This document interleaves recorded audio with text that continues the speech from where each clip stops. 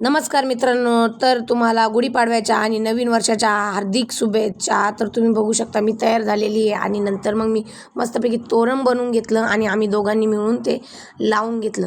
मग मी सडा रांगोळी काढून मस्तपैकी गुढी उभारायची तयारी केली. मग माझ्या नवऱ्याने गुढी उभारायला गुढीला सजून घेतलं आणि मी स्वस्तिक काढत मस्तपैकी तयारी पूर्ण झालेली आहे आमची. मग गुढीला ओवाळायची वेळ आली.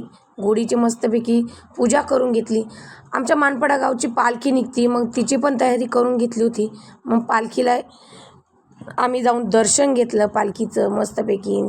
पालखीला नारळ व्हायला आणि गुढीला पण नारळ फोडला मस्त. त्या दिवशी कडुलिंबाचा आणि गुळाचा आमच्यामध्ये प्रसाद करतात, तो खाल्ला आणि नवीन वर्षाला सुरुवात केलेली आहे.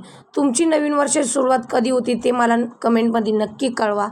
तर मित्रांनो, व्हिडिओ आवडला असेल तर लाईक करा. बाय मित्रांनो.